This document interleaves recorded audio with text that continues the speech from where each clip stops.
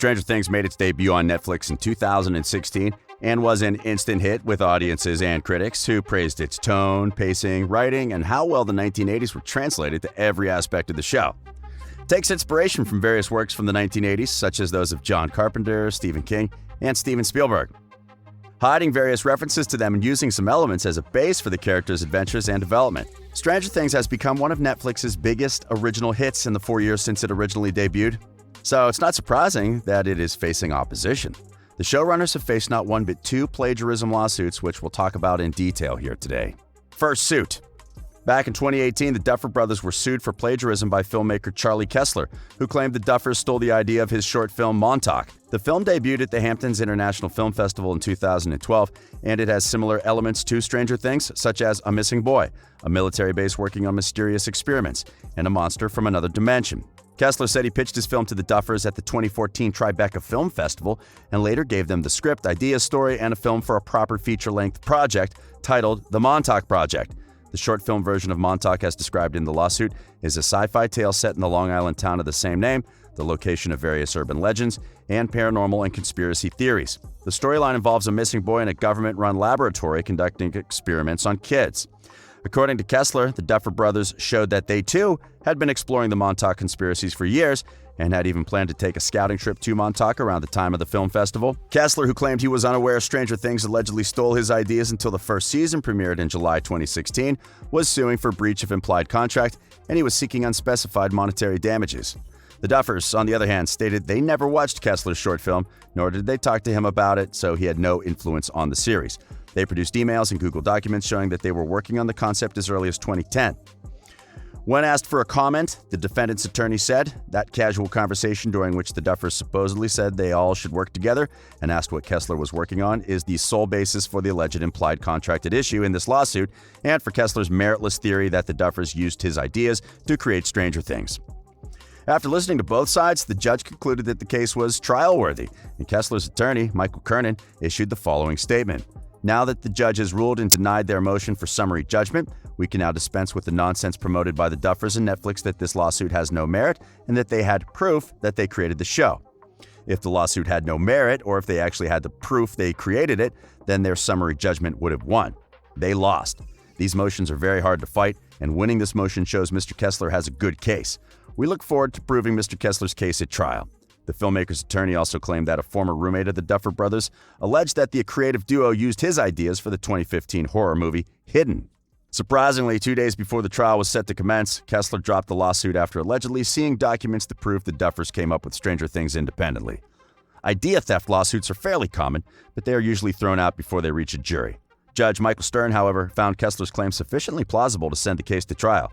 Had Kessler's suit prevailed, it could have had a chilling effect on Hollywood social gatherings. Allegedly, the bar was too high for Kessler when he was told he had to prove not only similarity between Stranger Things and Montauk, but also that there was an implied contract that he would be paid for a project with the Duffers should the trial move forward. In a statement, Kessler said, "After hearing the deposition testimony this week of the legal expert I hired, it is now apparent to me that whatever I may have believed in the past, my work had nothing to do with the creation of Stranger Things. Documents from 2010 and 2013 prove that the Duffers independently created their show. As a result, I have withdrawn my claim and I will be making no further comment on this matter." Just minutes after Kessler put out his statement, Netflix was ready with its own and a sign that the resolution was at least partially negotiated. It's unclear if Kessler received any kind of financial settlement, but we noted that Kessler was careful not to characterize his decision that way. Both parties declined to comment on the financial aspects of the accord. Second suit. Production company Irish Rover Entertainment filed a lawsuit in California federal court a few weeks ago, alleging the series copies plot details, mood, theme, concept art, characters, and more from an earlier screenplay called Totem by Jeffrey Kennedy. They are suing creators the Duffer Brothers and Netflix itself for copyright infringement, and they're seeking unspecified damages. The suit highlights that Kennedy's childhood friends in a rural Indiana suffered from epilepsy, creating lightning showers in his brain that would send him to another worldly plane. The idea for Totem came following the death of Kennedy's childhood friend, Clint Ostheimer, who was suffering from epilepsy. The lawsuit highlights that in Totem, there's a young girl named Kimamela, or Kimmy, with supernatural powers, who helps her friends find a portal to another world and fight off the creatures within, which include a dark spirit named Azrael and his army of Black Wolf. The lawsuit goes on to compare this storyline with that of Eleven, or Elle, in Stranger Things. Eleven helps her friends find the portal gate to an alternate supernatural plane and helps them battle the plane's inhabitants, which include a shadow monster and his army of Demogorgon. Apparently, the projects are linked by a man named Aaron Sims who worked on both. Again, the Duffer Brothers have denied stealing the idea, and they have said that Stranger Things was their idea. In response to the claims, a Netflix representative said, Mr. Kennedy has been peddling these far-fetched conspiracy theories for years, even though Netflix has repeatedly explained to him that the Duffer Brothers had never heard of him or his unpublished script until he began threatening to sue them. After we refused to give in to his demands for a payoff, he filed this baseless lawsuit. There is no shortage of people who would like to claim credit for Stranger Things, but the truth is the show was independently conceived by the Duffer Brothers and is the result of their creativity and hard work. Well, it's hard to say if the Stranger Things idea was stolen from anyone because the Duffer Brothers borrowed a few details from real-life events, and they have always mentioned this. One of them was the infamous project MKUltra. Show creators Matt and Ross Duffer explained that they wanted the supernatural element to be grounded in science in some way.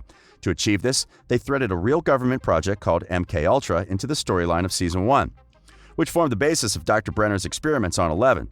Her mom is actually one of the MKUltra test subjects, and while she was pregnant, Brenner used LSD and sensory deprivation to experiment on her, unwittingly imbuing Eleven with psychic gifts. In real life, the project was essentially a secret mind control program conducted by the CIA. The covert operation started in 1953 as a way to develop techniques to get the upper hand on enemies during the Cold War. Through human experimentation, the CIA was trying to find ways to weaken enemies in order to force out information through mind control methods. The project began as a response to soldiers returning home with stories about the mind control techniques used by their Soviet, Chinese, and North Korean captors. Many aspects of Project MKUltra were illegal, including the use of unwitting test subjects from the US and Canada. The existence of Project MKUltra became the focus of a Senate hearing in 1977 when the CIA uncovered nearly 20,000 pages of documents that weren't destroyed. The documents revealed financial information, but there were few details regarding the actual project. Even though the project halted in the early 70s, some investigators state that the CIA continued their mind control efforts under a new program. Other than Project MKUltra, the duo did a lot of research on the Montauk Project, a conspiracy theory that suggested certain government projects took place in Montauk, New York. Before producers switched the setting to a small town in Indiana, the eerie action of Season 1 was going to take place way out at the eastern end of Long Island. Rumors that the U.S. government had been conducting experiments in psychological warfare in Montauk at either Camp Hero or the Montauk Air Force Station began to bubble up in the mid-1980s at the same time Stranger Things is set. A man named Alfred Bielek, who was apparently involved, suggested that these experiments accidentally opened a hole in hyperspace between Montauk in 1983 and the year 1943, which, he alleges, threatened to engulf part of the planet. In one of Alfred's interviews, he said they could go anywhere on Earth and they went to the Moon, Mars, and the whole galaxy. Bielek went on to claim that his brother Duncan began to age rapidly because of an accident that happened in the project, and the only way they could help him was by traveling back in time. According to him, Duncan used a device known as the Montauk Chair to strengthen his abilities to the point where he could even materialize objects out of thin air. With a lock of a person's hair or other appropriate object in his hand, Duncan could concentrate on the person and be able to see as if he was seeing through their eyes, hearing through their ears, and feeling through their body.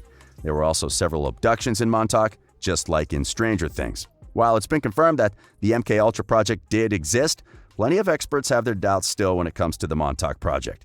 It's so creepy to imagine that such things actually happened in real life. Considering Stranger Things borrowed a few details from the projects, it's not surprising that other creators also had the same ideas. Maybe while twisting the story into a fictional screenplay, some of the creators came up with similar ideas. Several projects have been based on the real-life projects, and just to mention a few, a 1963 film, The Mindbenders, depicts the investigation of sensory deprivation by intelligence agencies for use in extracting information via torture. The 1990 film, Jacob's Ladder, alludes to Project MKUltra throughout the movie. The 2009 film, The Killing Room, invokes Project MKUltra as the foundation to the base plot. The 2013 film, The Banshee Chapter, is largely based around MKUltra. The 1998 CBC miniseries, The Sleep Room, dramatizes brainwashing experiments funded by MKUltra that were performed on Canadian mental patients in the 1950s and 60s, and their subsequent efforts to sue the CIA. The Stephen King book, Firestarter, which also heavily inspired Stranger Things, is based on a fictionalized version of the MKUltra experiments, and the protagonists all acquire powers as a result of the experimentation. We don't know how the current suit will end, but the Duffer Brothers and Netflix don't have any intention of backing down. Meanwhile, the streaming service is hoping to get production back up and running on Stranger Things Season 4. The show had started filming on the new batch of episodes ahead of the ongoing shutdown. Before we conclude, some good news for Stranger Things diehard fans.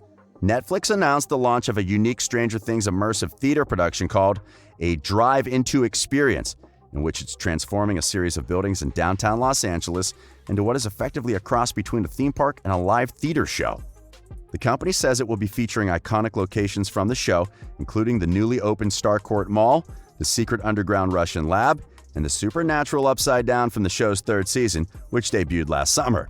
Upon entry, guests will drive their vehicles in groups of 24 cars through the multi-level experience, stopping for extended periods of time for scenes to play out around them. They will then be guided to drive to the next scene, where they park again for another chapter in the story. Tickets are currently available starting at $59 per car. Sounds interesting, right? So, what do you think about the claims that the Duffer Brothers stole the Stranger Things idea? Let us know in the comments section below. This has been Riveted, and we publish amazing videos daily.